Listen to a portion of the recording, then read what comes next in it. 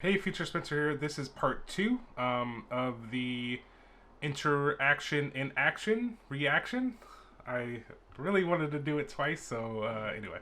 Um, so this is part two. I split it up just because it was just running a little bit longer than I intended, so making the videos shorter. So part one will be in the description. If you haven't seen that one, you go ahead. I really liked this one. I really liked the interaction in action. It's just like it's my I love just design stuff. So it gets me excited. So yeah, just check out one if you haven't so far. Thanks for watching. Make sure you like and subscribe if you can, please. And have a wonderful day. Bye. It's time once again for a sprint report, so let's get to it. Now, there will be plenty of ship news coming out of IAE in the coming weeks, but let's go ahead and take a quick look at work from the graphics team on adding iridescence to the hard surface shader, seen here on the Talon light fighter from Asperia. Now, coming from the original concept, the iridescent paint allows us to showcase a variety of luminous colors that seemingly change when observed from different angles. This isn't necessarily the final look of the ship, So but only a first implementation of this That's new so aspect crazy. of the shader. You can bet that we'll be dialing it in further and that we'll see more of the Talon in later weeks ahead of its intended release in Alpha 3.12. So I'm gonna go back to that. One thing, if you want a job in game development, learn how to create shaders and be a tech like a graphics programmer, and you're like not instantly hired, but it's very easy to get jobs in video games. If you're a graphics, like shader programming is one of the craziest like things on this planet. I feel.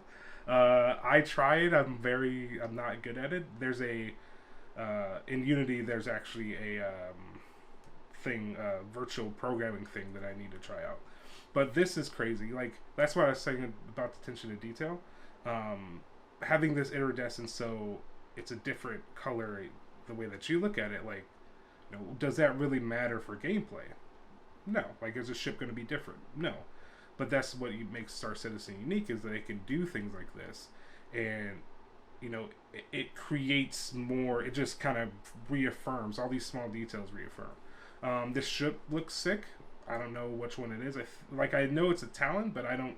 It looks alien to me. I don't know that. I don't know if it is or not. Let me know down in the comments because I'm not a ship person yet. Like it's getting me, but I'm not a ship person yet. So yeah, just wanted to comment on that. Later weeks ahead of its intended release in Alpha 3.12.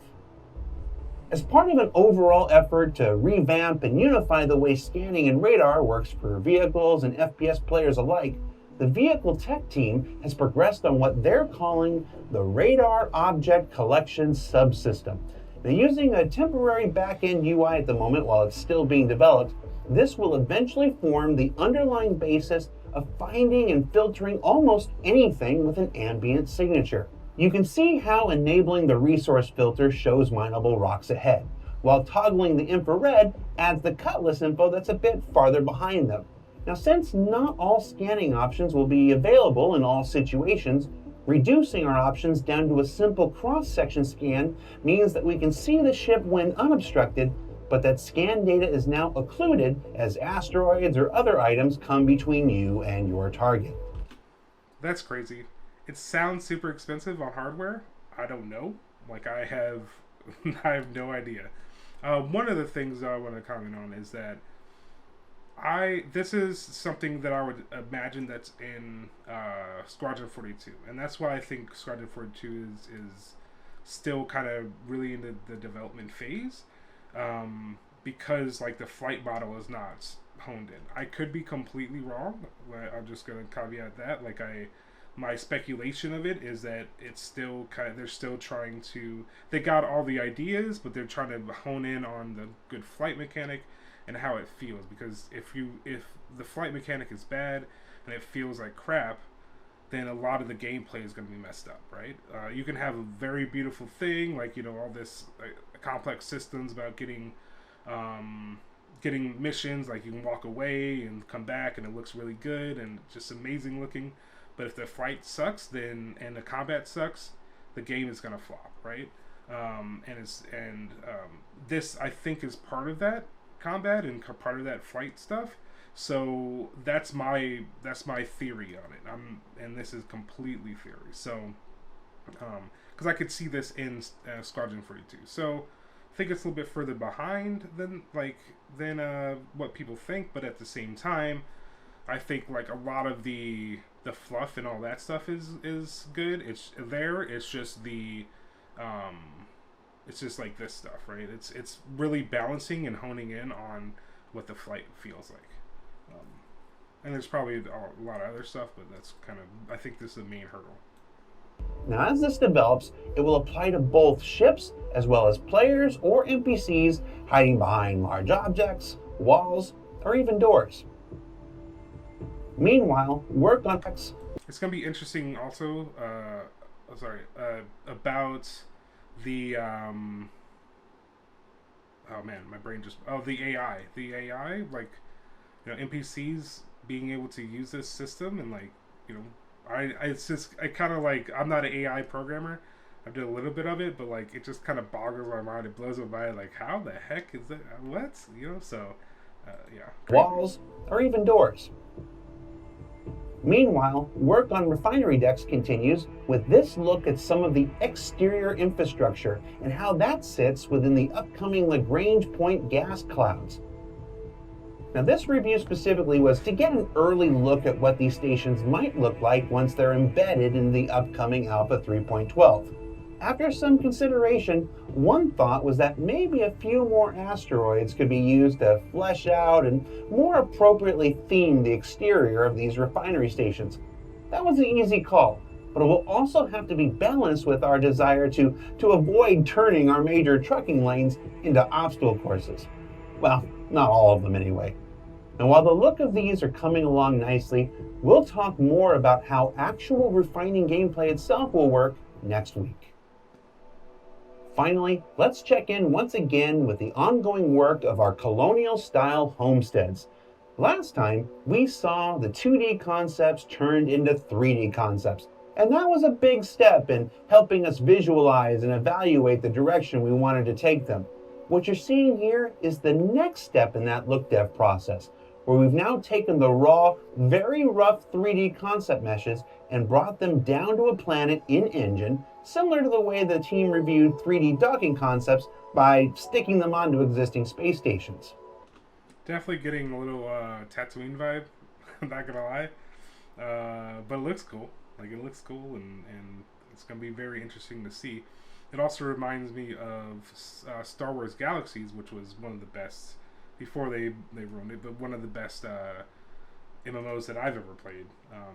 And they had like player run cities and stuff, and it's gonna be interesting.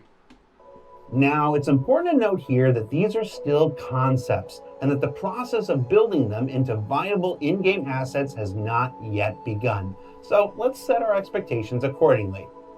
Tests like this are used to help us evaluate things like shape language, how the structures feel along or against certain landscapes, what kinds of visual stories can be told through placement, orientation, or combination, and even be used to help identify any sort of structure type that might still be missing from the proposed toy box. Beyond this test, it's also just a really cool look into Star Citizen's future, when one day frontier towns full of NPCs with jobs or missions can be found throughout the universe, and then one day later, players themselves creating outposts all their own. Rest assured that as work progresses, we'll keep following. Yeah, it's super interesting, and I think it's cool.